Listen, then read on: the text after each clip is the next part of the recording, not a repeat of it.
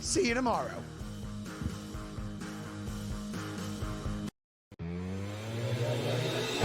Ashton Genty has been hit behind the line of scrimmage more than any player in the National Football League. Yep. So you just gave him the ball in the end zone. Do the math. How's that going to work out? It's like what I said earlier. He got hit behind the line of scrimmage. He got tackled in the end zone. Yeah. Oh, they're terrible. But the thing is, Brady, you draft offensive linemen before you draft a star running back. Like they went backwards. In-game live only on SportsGrid.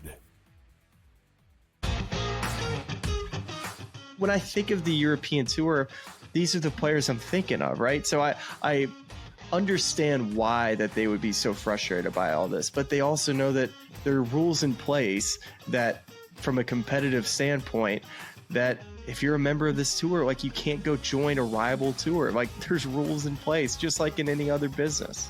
The Smiley Show, only on SportsGrid.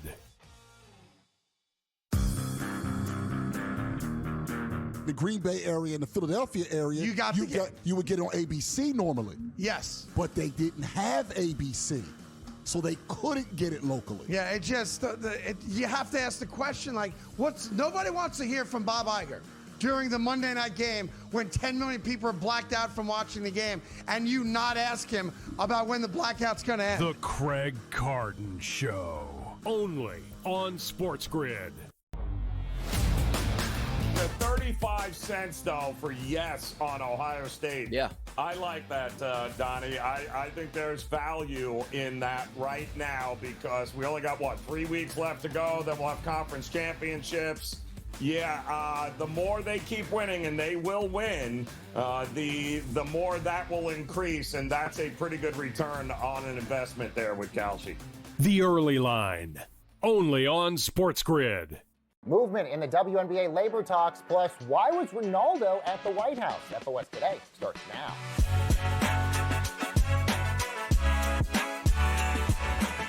Hi, everyone, and welcome to Front Office Sports Today, your look inside the stories shaping the business and culture of sports. I'm Baker Machado here at Front Office Sports Studios in New York City, and this podcast is brought to you by Invesco QQQ. Changing the game has always been our game. You can access NASDAQ 100 companies in just one ETF, Invesco Distributors, Inc.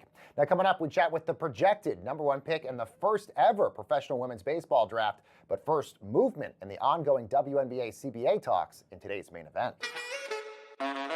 Well, amid their contentious labor negotiations with players, Front Office Sports has learned that the WNBA's latest proposal would, for the first time, include a player max salary exceeding $1 million. So let's bring in Front Office Sports women's sports reporter Annie Constable. So, Annie, what do we know about this offer here? Yeah, I mean, I think when we consider what a win would be like for the players, we have to go beyond just the monetary gains that they're making.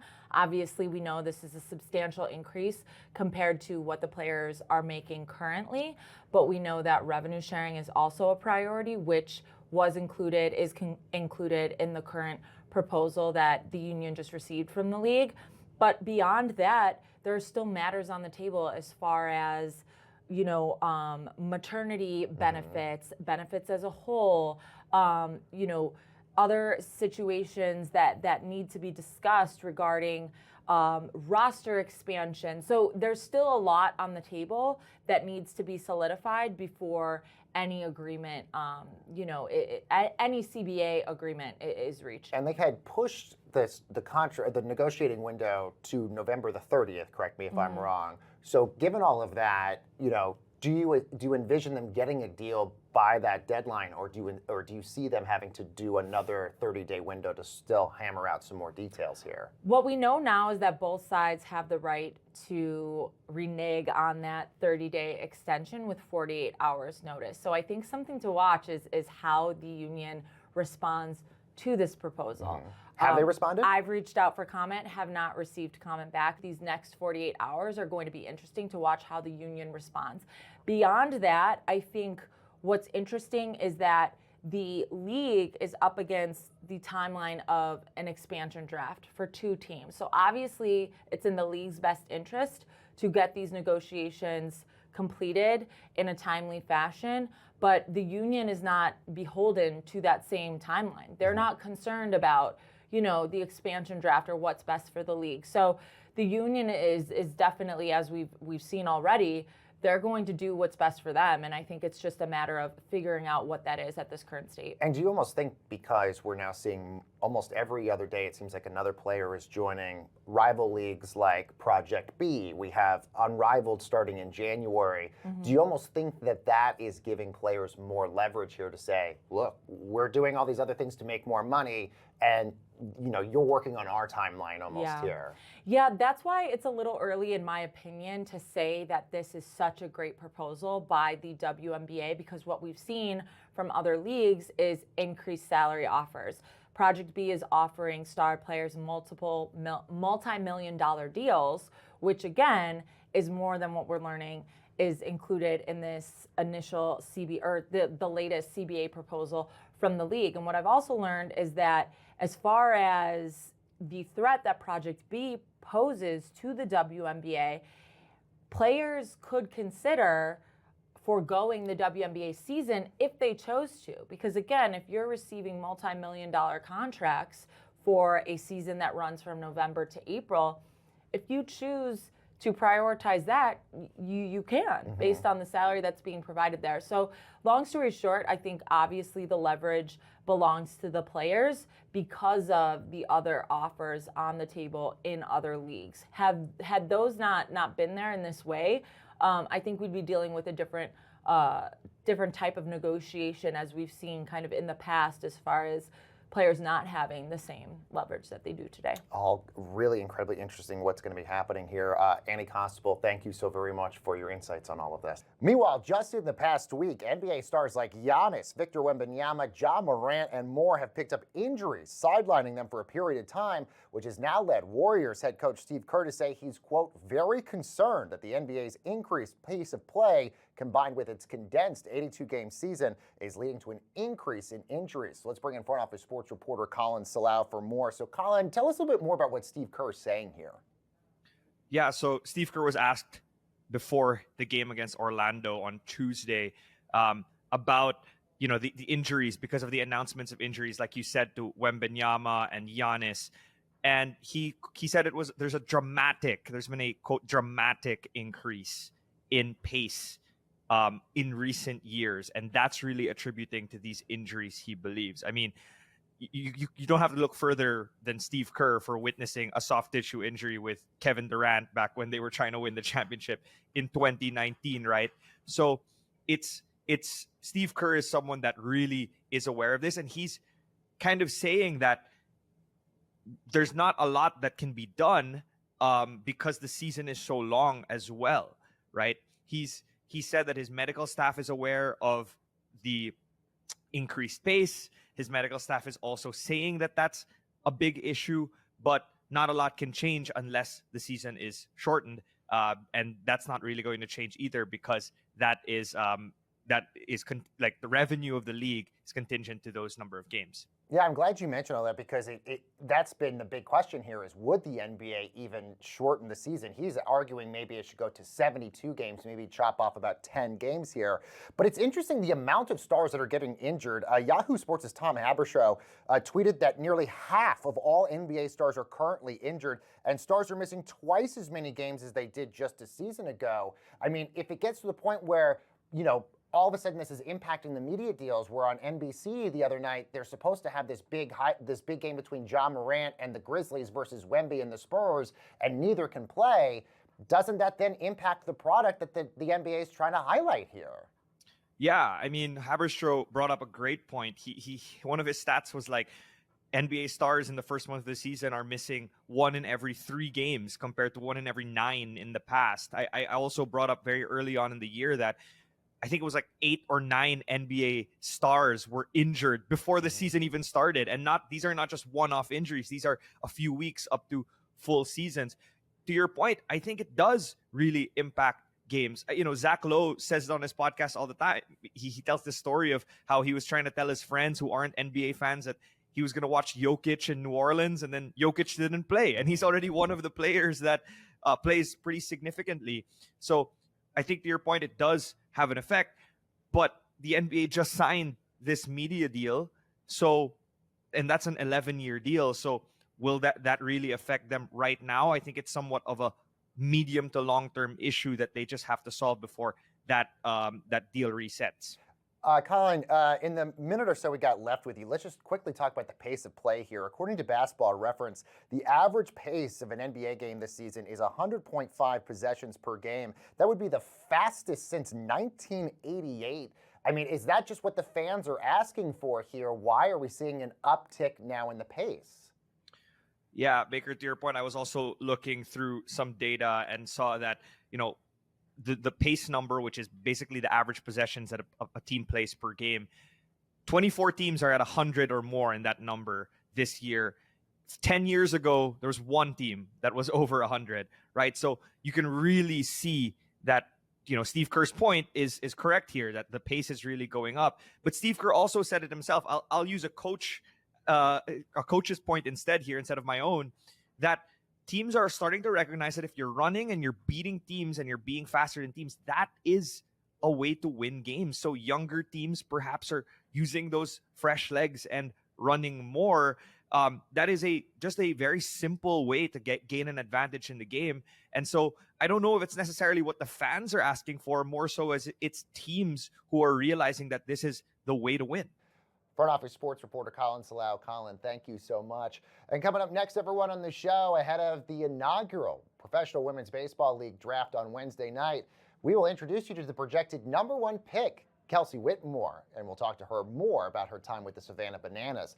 Plus, why was Cristiano Ronaldo over at the White House, and some other big stars as well. We'll get into that and so much more when Front Office Sports Today returns.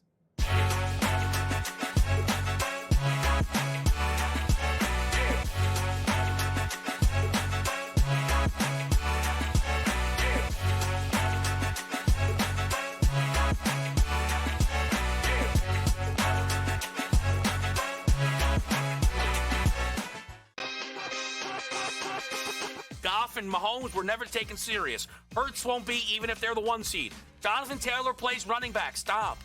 Mahomes lost the head-to-head to Josh.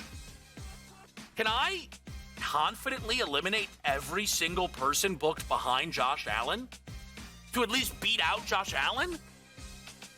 So I'm in a head-to-head with Stafford May? Game time decisions. Only on SportsGrid. Another sport like the NBA, which is dealing with its own, scandals, so to speak, and its own headlines with the FBI and what else comes, because this is the same FBI team that also brought the NBA scandals to light. So I'd have to imagine they're working on some other stuff as well right now, and the timing is definitely not a coincidence, but definitely some very significant news in the gambling world that now you're not going to be able to bet more than $200 on a specific pitch market. Newswire. Only on SportsGrid. Where are the wins coming from? And yes, I agree. Are they good enough to win those games? Yeah, of course they are, right? But the reality of this team is not very good this year in one-score games. They're not. That was their bread and butter a year ago. Like every win last year, one-score game, the Chiefs found a way to win it. The Craig Carton Show. Only on SportsGrid. You need Justin Jefferson on that wall in the playoffs. Like, you got to go get him. He is still the man. I understand the JJ week last. I get it. It was ugly. There were a lot of spots where, where's he throwing that ball to? What's he doing?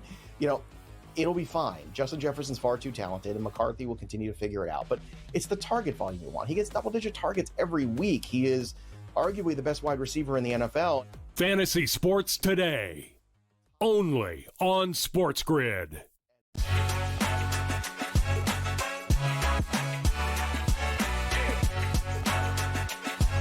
Welcome back, everyone, to Front Office Sports Today. I'm Baker Machado in New York, and San Francisco is on the clock for the Women's Professional Baseball League draft on November the 20th.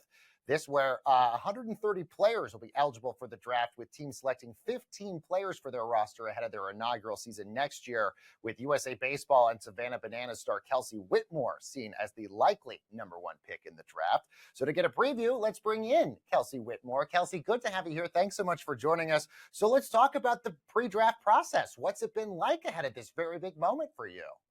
Yeah, no, I mean, first of all, thank you for having me on. I'm super excited for the draft. It's going to be a cool childhood moment. You grow up being a little girl, seeing all the other seeing all the big leaguers, get drafted, and you're just like, man, I want to go through that experience of knowing what it feels like to be drafted and get picked to a team. And now us women have this opportunity for ourselves, and it's a surreal moment. Really excited for it, and just looking forward to spending time with my family and friends. I'm hosting a draft watch party at my house, the night of. So just gonna spend time with the people that kind of have been there all along and through the journey, and excited to see where I land and see who my future teammates will be. Well, let's talk about that. San Francisco has the number 1 pick. Obviously, it seems like you're likely going to be the number 1 pick as well. Do you know much about what the franchise is going to be like and how it's going to be sort of set up, if it's going to be built around you? Right. So I feel right now with the whole league, there's 4 different teams. So we got San Francisco, we got Boston, New York, and LA. And I know from right now, wherever we do land, the WPBL wants us to grow within those communities as much as we can. And I think it's really important for us to grow within those communities because, you got other women's professional sports in San Francisco, in LA, especially, out in New York. And, Boston is a very historic cultural place as well with a lot of sports. So all these areas are really perfect hotspots to grow our game. I mean, I feel like you've been a trailblazer your entire career. I mean, you helped lead Team USA to gold in the 2015 Pan Am Games, silver at the 2025 Baseball World Cups. In 2022, Kelsey, you became the first woman to play in a Major League Baseball partner league with the Staten Island Fairy Hawks, and now the likely number 1 pick as this league is being launched. I mean, do you feel like you've just been preparing for this moment pretty much your entire career here? Yeah, no, 100%. It's funny you say that because I was talking to my family the other day. I was like, you know what? It really feels like everything was all worth it in the end. There was a lot of struggle with being the only female on my team over the past, 6 seasons of professional baseball, 4 different teams, 3 or 4 different teams. It was a lot of struggle, and a lot of uncertainty, right? Not knowing how to navigate, not knowing how to get to the next step, not knowing how to get signed somewhere, right? Now there's a place for women to have that. Now young girls who are 12, 13, 14 years old don't have to worry about how can I play, baseball professionally? Like, how do I navigate through that? Now, correct me if I'm wrong. I don't think there's been a professional women's baseball league since like World War II, right? Since like a league of their own, those days. Yeah, no, that's 100% correct. Let's see, 40, I think it's like the 40s, 50s, around that time was when the last league took place. And the reason was because of World War. The men went to the war, and they wanted some kind of form of entertainment. So at the time, men thought, oh, if we just throw women in skirts and put them on a field, that will be hysterical. And then eventually they're like, oh, wow, these girls are balling out, actually. And so they end up actually having the league for a couple years. And then men came back from war, women went back to the factories. And and so ever since then, we haven't had a league, and we are just we've been craving one. And so now that it's here, it's so exciting. Well, let's talk about that for a moment, because I feel like this is the perfect time with this huge rush of expansion of women's sports right now, that it feels like this was a great time for this league to finally come out. Yeah, it's 100% a perfect time. You have not just women in baseball that, like, there's more opportunities coming. There's girls playing in college baseball. You got the World Cup that's like growing, and women in professional baseball. But not just that, other women's sports is growing. Like, women's sports in general, like, the time is now, and it's perfect. It's the perfect time. And there's some badasses out there in women's sports, and so it's exciting to see it happening, especially during this time. And I'm mostly excited because it's during a time, it's like my prime time when I'm competing. And so I didn't know if there'd even be a women's pro league when I was still, like, playing and in my playing career. So it's definitely something that is really cool to look forward to. One of the other things I'm probably sure you didn't think you would ever do is play for the Savannah Bananas, which have basically overtaken the world in popularity. You guys are selling out stadiums left and right. Tell us what it was like to play for the Savannah Bananas, and what's really the secret sauce that have made fans so obsessed with banana ball? Yeah, banana ball is, you're right. I never thought I ever would. I was in a place in my career where it kind of just made sense and it fit and the timing was right. And truthfully, it was an answered prayer. And so I took it, I ran with the opportunity, and it ended up being one of the most exciting, like the coolest opportunities I've ever had. And I got to fulfill so many little childhood dreams, from playing at Petco Park, pitching off just a big league mound in general, to playing in front of, sold out crowds.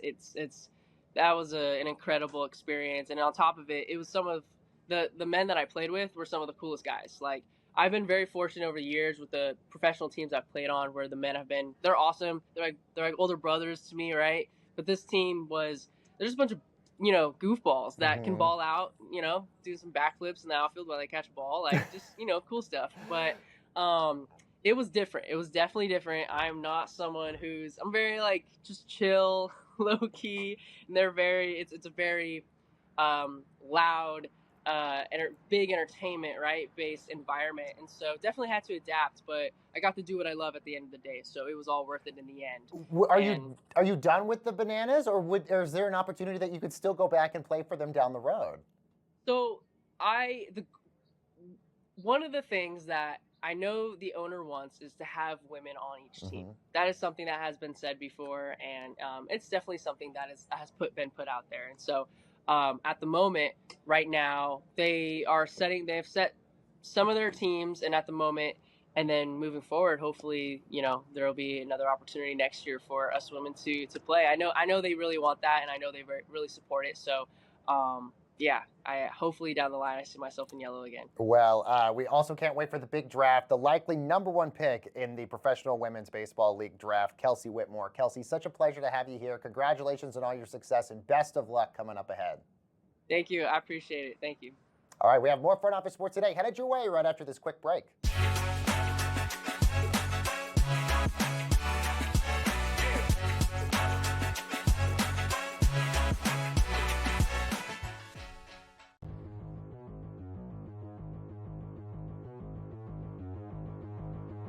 Let's play our game of buy or sell. It has been a season to remember for Drake May. As of right now, May and Matthew Stafford are the favorites to win the NFL's MVP. Who had that at the beginning of the year? You probably could go through 20 quarterbacks before you got to Drake May as predicting winning the MVP. After this season, buy or sell, we will think of Drake May as the best quarterback in the 2024 draft class. Is this buy or sell? He certainly wasn't going in. All right, for those who don't know, we're talking May, Caleb Williams, Jaden Daniels, Michael Penix, J.J. McCarthy, Bo Nix. A lot of interest there, right? A lot of interest there as far as those QBs. He's going to be the best. I mean, this is a question I would normally just take the field, right? Because I'll assume that Jaden Daniels has been really good. While he's hurt now, Caleb Williams is getting better and better. I'm still not giving up hope on the other three here as far as Penix, McCarthy, and Nix, although I would certainly have May well above them. So I think for me, it's either Daniels, it's either Williams, it's either May. Isn't this recency bias? Last year we went in, it's Daniels. By far, it's Daniels. Now because he's hurt, hasn't had a good year, it's Drake May. I'll sell this just for the sake of it, Craig, here, but I don't necessarily disagree. Yeah, I'm going to sell. I got Jaden Daniels still. I can't go this far with Drake May. Maybe second best, but it's not even about taking the field. We're having recency bias here. Jaden Daniels, to me, will still be awesome. So next year for Daniels goes back ahead of Drake May. Fantasy Sports Today, Friday starting at 3 p.m. only on SportsGrid.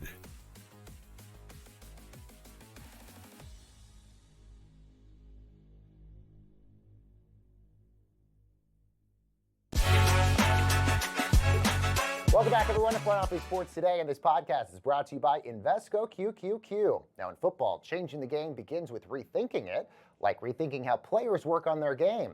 And with wearable technology, advanced analytics, AI, and more, that same innovative thinking that changes the game could also change your portfolio. And Invesco QQQ gives you access to the innovators who are rethinking the world, so let's rethink possibility. Let's get you caught up on some of the other stories we're following over at the FOS Water Cooler.